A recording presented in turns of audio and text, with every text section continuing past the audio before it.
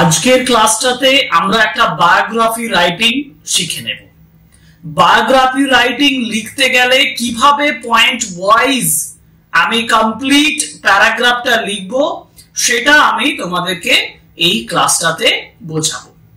তোমরা সবাই জানো যে ডক্টর মনমোহন সিং, যিনি আমাদের ফর্মার প্রাইম মিনিস্টার ছিলেন, অর্থাৎ পূর্ব প্রাইম মিনিস্টার, প্রধানমন্ত্রী ভারতবর্ষে, তিনি সদ্য প্রয়াত হয়েছেন এবং তার যে অবদান ভারতবর্ষের ইকোনমিক্স এর উপরে অর্থাৎ অর্থনীতির উপরে, সেই বিষয়টাকে মাথা রেখে আর অতি অবশ্যই আমাদের সামনে যে পরীক্ষা আসছে সেই পরীক্ষাটিকে মাথায় রেখে আমি এই বায়োগ্রাফি রাইটিংটা তোমাদেরকে শেখাবো।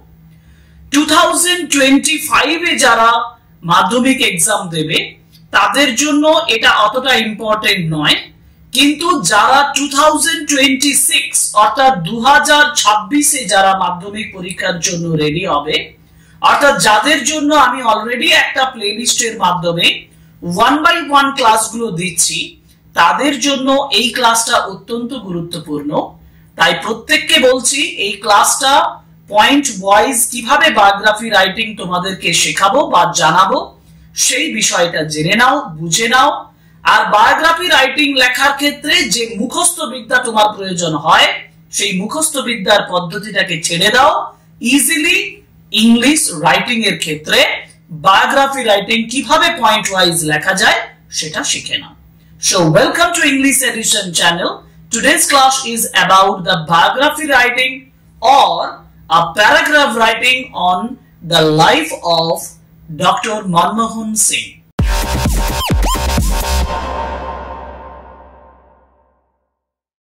যে কোনো বায়োগ্রাফি রাইটিং এর ক্ষেত্রে সবথেকে গুরুত্বপূর্ণ বিষয় তোমাদেরকে প্রথমেই মনে রাখতে হবে যে আমি যার বায়োগ্রাফি লিখব তার জীবনের যে ঘটনাগুলো অর্থাৎ 1 by 1 একেবারে বার্থ থেকে ডেথ পর্যন্ত উল্লেখযোগ্য ইম্পর্টেন্ট ম্যাটারস গুলো আমি পয়েন্ট আকারে প্রথমে তৈরি করব। আমাকে কোয়েশ্চেনে নিশ্চয়ই সেই পয়েন্টগুলো দেওয়া থাকবে, কিন্তু অনেক সময় কি হয় জানো তো, যে এই পয়েন্টস গুলো অনেকগুলো মিসিং থাকে, যেগুলো তোমার নলেজের মধ্যে থাকলে সেই লেখাটা আরো অনেক বেশি স্ট্যান্ডার্ড হয়ে যায়।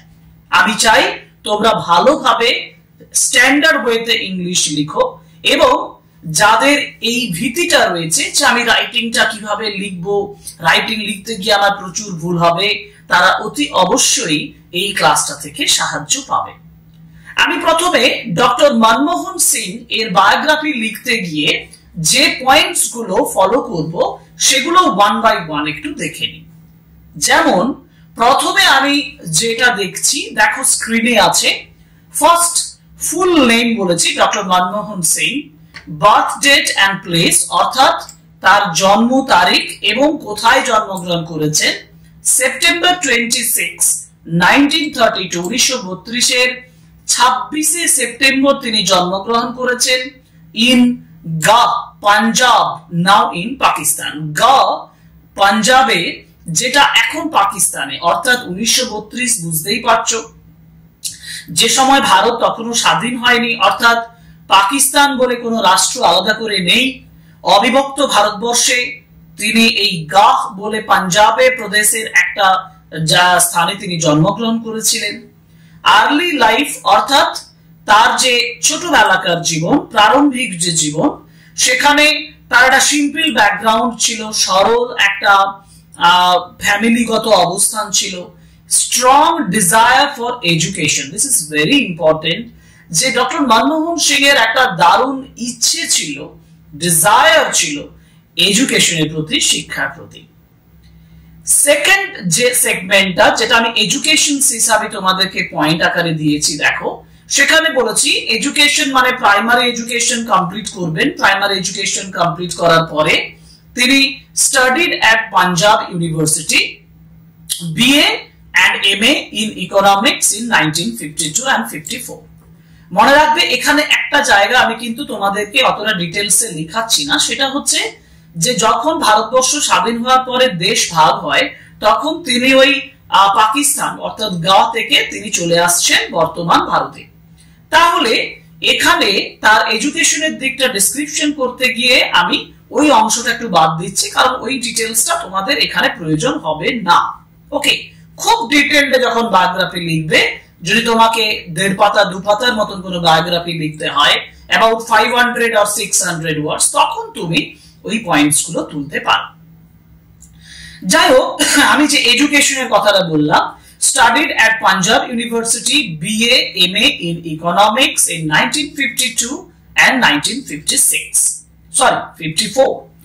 এবার তিনি তারপর কেমব্রিজ ইউনিভার্সিটিতে যান। কেমব্রিজ ইউনিভার্সিটিতে ইকোনমিক্স এ ট্রাইপস 1957, অর্থাৎ ট্রাইপস ডিগ্রির জন্য ইকোনমিক্সে 1957 এ তিনি কেমব্রিজ থেকে পাচ্ছেন, আর অক্সফোর্ড ইউনিভার্সিটি থেকে তিনি ডিফিল করছেন 1960 তে। এই পয়েন্টগুলো জানা থাকলে আমি এই প্রত্যেকটা পয়েন্ট ধরে ধরে একটা করে সেন্টেন্স তোমাদেরকে দেখিয়ে দেব। এবার আর্লি ক্যারিয়ার, পড়াশোনা শেষ হলো।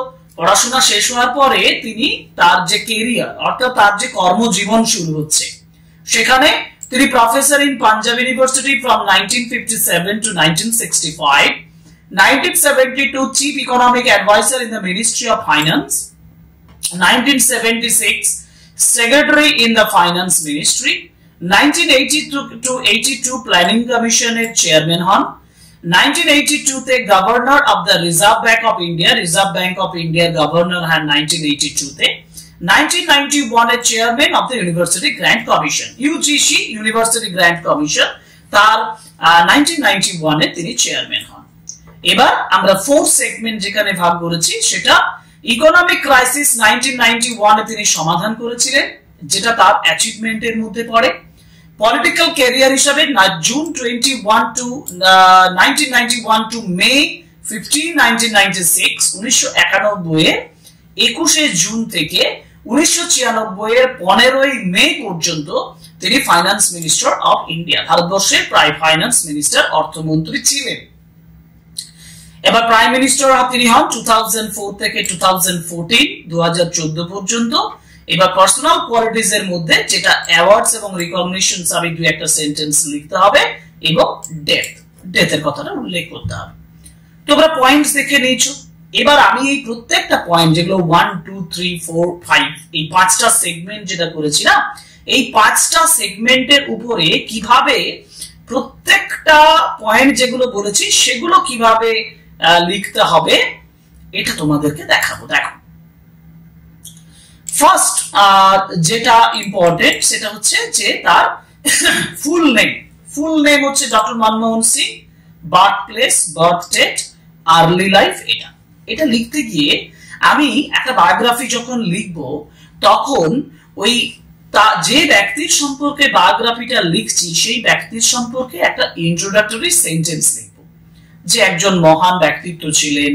Doctor Manmohan Singh was a famous personality, was a famous person with good economics background, means he had a kind of great depth in economics। এভাবে বিভিন্ন সেন্টেন্স লিখতে পারি। আমি একটা ছোট্ট করে তোমাদের জন্য লিখেছি, দেখো, যে doctor Manmohan Singh was a respected leader and economist. Dr. Manmohan Singh was a respected leader and economist. ছোট্ট একটা সেন্টেন্স, খুবই সরল, বুঝতে পারছো। এবার তার জন্ম লিখতে যাচ্ছে, দেখো, September 26, 1932 in Gah, Punjab, now in Pakistan। আমি প্রথমে ডেটটা ইম্পর্টেন্টলি বলবো, তা আমি বলবো হি ওয়াজ বর্ন অন। প্রত্যেকটা বায়োগ্রাফি লিখতে গিয়ে এইটা মনে রাখবে, জন্মগ্রহণ করার ব্যাপারটা লিখতে গেলে হি ওয়াজ বর্ন অন সেপ্টেম্বর 26, 1932। কোথায় না? ইন গা, Punjab, which is now in Pakistan। এই সেন্টেন্সটিকে একটি সেন্টেন্সে লিখে দিলাম, যে he was born, Dr. Singh was born on September, Dr. Singh was born on September 26, 1932 in Gah, Punjab, which is now in Pakistan। Clear point? Early লাইফের ক্ষেত্রে আমি simple background কথাটা বলেছি এবং স্ট্রং ডিজায়ার ফর এডুকেশন বলেছি। তুমি একটু এখানে লিখবে যে সিম্পল ব্যাকগ্রাউন্ড থেকে তিনি বিলং করতেন বা তিনি এসেছিলেন। he came from বা he belongs to, আমি কিন্তু past tense এ লিখবো, he belonged to, belonged, belonged to বা he came from. He came from a very simple background, number 1 sentence, but কিন্তু he had a strong zeal, Z-E-A-L, zeal মানে হচ্ছে আগ্রহ, interest. He had a great interest for education. আমি interest বললে in education বলবো, zeal বলেছি for education from an early age. ছোটবেলা থেকে তার একটা দারুণ zeal ছিল, আগ্রহ ছিল পড়াশোনার প্রতি। দেখো ছোট ছোট সেন্টেন্স তৈরি করা হচ্ছে, ছোট ছোট সেন্টেন্স তৈরি করবে, পর পর লিখবে, একটা কমপ্লিট প্যারাগ্রাফ তৈরি হয়ে যাবে। এরপরে আমরা যাব নেক্সট যে সেগমেন্ট অর্থাৎ 2, যেটা এডুকেশনের উপরে আমি লিখেছি, সেটা হচ্ছে যে স্টাডিড পাঞ্জাব ইউনিভার্সিটি থেকে তিনি কি করছেন, বিএ করছেন, এমএ করছেন ইকোনমিক্সে 1952 এন্ড 54 এ। আমি কি লিখছি না, ডক্টর সিং বা হি বসাতে পারি, হি স্টাডিড, তিনি পড়াশোনা করেছিলেন, হি স্টাডিড, তিনি পড়াশোনা করেছিলেন, হি studied economics, he studied economics and got his bachelor's and master's degree. এই BA কথাটার মানে হচ্ছে ব্যাচেলর অফ আর্টস, MA কথাটার অর্থ মাস্টার অফ আর্টস। তাহলে he got his bachelor's and master's degrees কত সালে, in 1952 and 54 from Punjab University। আমি বিভিন্ন ভাবে এটা বলতে পারি, আমি এখানে বলতে পারি from Punjab University he got his BA and MA degree in 1952 and 1954 respectively। respectively কথাটা আমি যদি বলি তাহলে যথাক্রমে কথাটা বোঝা যায়। ক্লিয়ার? তাহলে দুভাবে তুমি লিখতে পারো এই সেন্টেন্সটা। এবার আমি কেমব্রিজ ইউনিভার্সিটির ব্যাপারটা বলবো। তিনি এরপরে কেমব্রিজ ইউনিভার্সিটিতে যাচ্ছেন, সেখান তিনি ইকোনমিক্সে ট্রাইপস করছেন 1957 এ। আমি কি লিখবো, আমি লিখবো he completed his economic tripos, he completed his economics tripos কোথায়, at the University of Cambridge, at the University of Cambridge in 1957। he আবার বলছি he completed his economics tripos at University of Cambridge in 1957। ওকে, এবার Oxford ইউনিভার্সিটিতে যাচ্ছেন, ডিফিল করছেন 1960 তে। তাহলে in 1960 বারবার যদি শুরুটা আমি একটা সেন্টেন্সের লাস্টে যদি in 1957 দেওয়া আছে, আমি শুরুটাতেই 1960 দিয়ে শুরু করতে পারি, সেন্টেন্সের একঘেয়েমিটা অনেক কমে যায়। তাহলে in 1960 1960 in 1960 তিনি গিয়েছিলেন, he went to the University of Oxford, কিসের জন্য না, for his DPhil। ওকে, তাহলে in 1960 1960 he went to the University of Oxford for his DPhil। এই সেন্টেন্সগুলোর কোনো জটিলতা নেই, খুব সিম্পল সরল ভাষায় সেন্টেন্সগুলো বোঝানো হচ্ছে। আশা করি তোমরা বুঝতেই পারছো আমি সিম্পল সেন্টেন্সের মাধ্যমে এগুলো তোমাদেরকে লেখাচ্ছি, কোনো জটিলতা তৈরি করিনি। তাহলে এডুকেশন হয়ে গেল। এডুকেশনের পরে আমার পয়েন্ট ছিল কি, এডুকেশনের পরে আমার পয়েন্ট ছিল ক্যারিয়ার, অর্থাৎ তিনি তার কর্মজীবন শুরু করছেন। কর্মজীবনের উপরে যে ডেসক্রিপশনটা করা হয়েছে সেখানে চলে যাই, যে পয়েন্টস গুলো আমি অলরেডি বলেছিলাম একবার, এক একটা পয়েন্ট এক একটা সেন্টেন্স। দেখো, professor in Punjab University from 1957 to 1965। তাহলে আফটার কমপ্লিটিং হিজ ডিফিল কমপ্লিট করার পরে Singh worked as a teacher or professor of economics. Dr. Singh worked as a professor of economics at Punjab University from 1957 to 1965। কোনো জটিলতা নেই, point ছিল 1957 Punjab university professor. আমি লিখলাম ডিফিলের কথাটা একটু উল্লেখ করে দিলাম যে আফটার কমপ্লিটিং হিজ ডিফিলটাকে কমপ্লিট করার পরে Singh worked as a teacher or professor of economics at Punjab University from 1957 to 1965। এবার আছে 1972 তে chief economic adviser in the ministry of finance. আমি লিখব in 1972 Singh was chief economic adviser in the ministry of finance. যেমন পয়েন্টটা ছিল দেখো, chief economic adviser in the ministry of finance. Okay, এবার 1976 এর secretary in the finance ministry. এখানে আমি ইন 1976 একটু পরে দিতে পারি, যেমন লিখেছি সেটা তোমরা নাও লিখতে পারো। তোমরা লিখতে পারো he was also the secretary in the finance ministry in 1976। আমি হি ওয়াজ এর জায়গায়, এই ওয়াজ এর জায়গায় তুমি বলতে পারো হি became the secretary in the finance ministry in 1976। একঘেয়েমিটা অনেকটা কেটে যাবে তুমি যদি এই সেন্টেন্সের বৈচিত্র্যটা পড়ে থাকো। এবার আছে 1982 তে প্ল্যানিং কমিশনের চেয়ারম্যান হন। তাহলে in 1980 to 82 he was at the planning commission। Simple ভাবে বললাম তিনি ছিলেন প্ল্যানিং কমিশনের মধ্যে, he was at the planning commission। Doctor Singh was at the planning commission। এবং 1982 তে in 1982 he became the governor of the Reserve Bank of India। In 1982 he was appointed, আমি একটু চেঞ্জ করে দিচ্ছি, he was appointed, তাকে appointed করা হয়, he was appointed as the governor of Reserve Bank of India। এরপর 1991 এ chairman of the University of Grant Commission।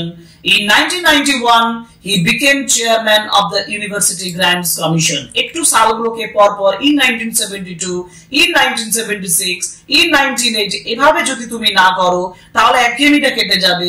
তুমি এই সালগুলোকে একটা সেন্টেন্সে শুরুতেই বলো আর একটা সেন্টেন্সে লাস্টে বলো, তাহলে দেখবে লেখাটা অনেক বেশি ইম্পর্টেন্ট, অনেক বেশি ভালো স্ট্যান্ডার্ড হয়ে যাচ্ছে।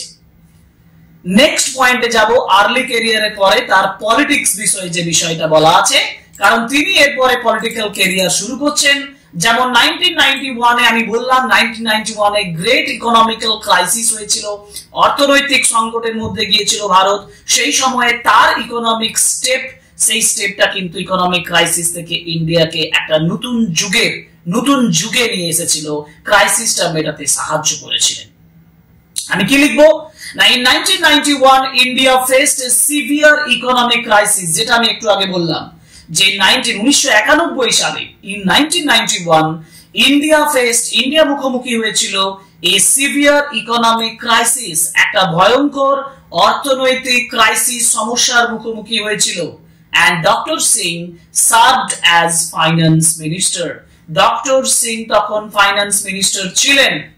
এবং এখানে যারা একটু জটিল করতে যাও তাদের জন্য আমি একটা ব্র্যাকেট একটা সেন্টেন্স লিখেছি, দেখো, যেখানে বলেছি হি ইন্ট্রোডিউসড রিফর্মস মানে হচ্ছে সংস্কার। He introduced reforms to open the Indian economy to global market. Indian ইকোনমিটাকে গ্লোবাল মার্কেটে তিনি নিয়ে গিয়েছিলেন, ওপেন করে দিয়েছিলেন। and he made the reformations of the Indian economy। আমি এভাবেই বলতে পারি যে doctor Singh helped to grow up the Indian economy and he opened up a space of Indian economy into the global market বা in the global market। ওকে, কিন্তু যারা একটু জটিল লিখতে যাও তাদের জন্য এই সেন্টেন্সটা, যারা সিম্পল ভাবে লিখতে চাও তারা এই সেন্টেন্সটাকে অ্যাভয়েড করে যাবে। ওকে, এবার যাব political career. June 21, 1991 to May 15, 1996 he was the finance minister of India। So he remained, তিনি থেকেছিলেন, he remained the finance minister of India। তিনি finance minister of India ছিলেন from June 21, 1991 to May 15, 1996। Clear? এবার আমি আসি তার প্রধানমন্ত্রী। তিনি প্রধানমন্ত্রী হয়েছিলেন 2004 এ। So Dr. Singh became the first Sikh prime minister। মনে রাখতে হবে ভারতবর্ষে প্রথম শিখ প্রধানমন্ত্রী হয়েছিলেন ডক্টর মনমোহন সিং। এবং আমি এই ক্ষেত্রে লিখছি doctor Singh became the first Sikh prime minister of India in 2004 সালে। and it continued, his prime ministership continued to 2014। তার প্রাইম মিনিস্টারশিপ কন্টিনিউ করেছিল 2014 পর্যন্ত। এবার প্রাইম মিনিস্টারশিপ 2014 এই কথাটা বলার পরে যারা মনে করছো একটু জটিল করব তাদের জন্য এটা, যে আন্ডার হিজ লিডারশিপ, তার অধিনায়কত্বে, তার লিডারশিপে ইন্ডিয়া প্রোগ্রেস দেখেছিল, উন্নতি দেখেছিল ইন এরিয়াস লাইক এডুকেশন, শিক্ষা, টেকনোলজি, প্রযুক্তিবিদ্যা, and rural development অর্থাৎ এডুকেশন, টেকনোলজি এন্ড রুরাল ডেভেলপমেন্টের ক্ষেত্রে ইন্ডিয়া প্রোগ্রেস দেখিয়েছিল during his leadership from 2004 to 2014 clear? তাহলে আমরা এই বিষয়টা বলে ফেললাম, অনেকগুলো পয়েন্ট আমি ছোট ছোট করে সেন্টেন্স তোমাদের জন্য তৈরি করে দিলাম। এরপরে যে বিষয়টা আসবে সেটা হচ্ছে অ্যাওয়ার্ড, মানে এরকম একজন গ্রেট পার্সোনালিটি, তিনি তো অ্যাওয়ার্ড পাবেনই, সবথেকে অনেক অ্যাওয়ার্ড পেয়েছেন, জীবনে অনেক অ্যাওয়ার্ড পেয়েছেন। গুরুত্বপূর্ণটা আমি শুধু উল্লেখ করব, যেমন গুরুত্বপূর্ণ কোনটা সেটা বলার আগে একটু পার্সোনাল কোয়ালিটিজ এর পয়েন্ট দিয়েছি, যে doctor Singh is known for his honesty, সততা, হিউমিলিটি এন্ড হার্ড ওয়ার্ক। এটা একটু মুখস্থ রাখবে।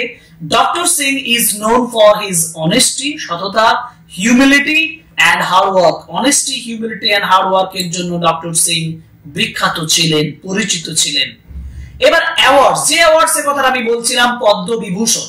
পদ্মবিভূষণ পাচ্ছেন, হি received the Padma Vibhushan, India's second highest civilian award, second highest civilian award, দ্বিতীয় সবথেকে উঁচু, সবথেকে বড় নাগরিক যে সম্মান।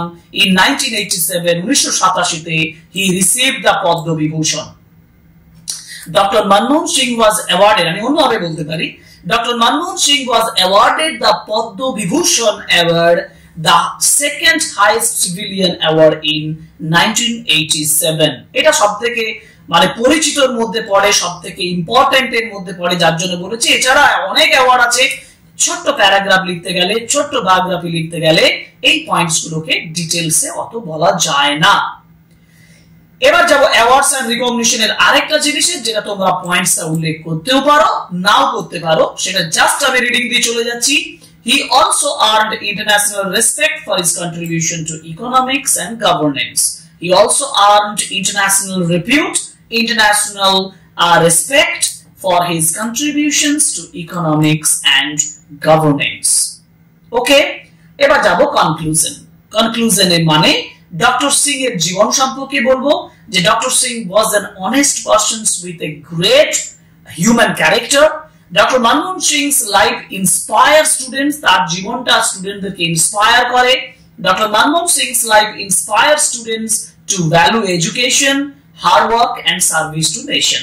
জটিলতা করতে গেলে সেন্টেন্সটা লিখো, জটিল না করতে গেলে, সিম্পল ভাবে বুঝতে গেলে সেন্টেন্সটা লেখার প্রয়োজন নেই। আমি উভয় সেন্টেন্স স্টুডেন্টদের জন্যই বলছি, যারা অর্ডিনারিলি ওয়েতে লিখতে চাও তাদের জন্য এই রাইটিংটা রেডি করে দিলাম, যারা জটিল ভাবে লিখতে চাও স্ট্যান্ডার্ড ওয়েতে তাদের জন্য কিছু বাড়তি সেন্টেন্স অ্যাড করে দিলাম। লাস্ট ফাইনাল পয়েন্ট যেটা, সেটা তার ডেথ, যেটা রিসেন্ট ডেথের উপরে আমি লিখবো, বাট কিন্তু যেটা প্রত্যেক বায়োগ্রাফির ক্ষেত্রে তোমরা লিখতে পারো, বাট দিস গ্রেট ম্যান, কিন্তু এই মহান ব্যক্তি ব্রিথড হিজ লাস্ট, তার শেষ নিঃশ্বাস ত্যাগ করেছিলেন অন 26 ডিসেম্বর 2024, 26 ডিসেম্বর 2024 তিনি তার শেষ নিঃশ্বাস ত্যাগ করেন। আবার বলছি, ডক্টর মনমোহন সিং বা this great man breathed his last, শেষ নিঃশ্বাস ত্যাগ করেছিলেন। সরাসরি ডায়েট বললে খুব সিম্পল শোনায়, ডায়েট লিখতে পারো, diet on 26 December 2024। We will remember this great man forever. আমরা চিরকাল এই মহান ব্যক্তিকে স্মরণে রাখব। তাহলে আমরা ডক্টর মনমোহন সিং এর জীবন সম্পর্কে বায়োগ্রাফি লিখতে শিখলাম, পয়েন্টস 1 বাই 1 দিলাম, সেই পয়েন্ট অনুযায়ী সেন্টেন্স তৈরি করে দিলাম।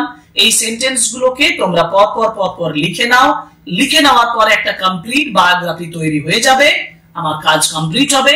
সেই বায়োগ্রাফিটা তুমি যখন পয়েন্ট বাই পয়েন্ট লিখে নেবে, একবার বুঝে বুঝে যখন লিখে নেবে, বারবার করে ক্লাসটা দেখো এবং বোঝো কিভাবে আমি লিখলাম, আমি তোমাদেরকে সেটাই বোঝালাম।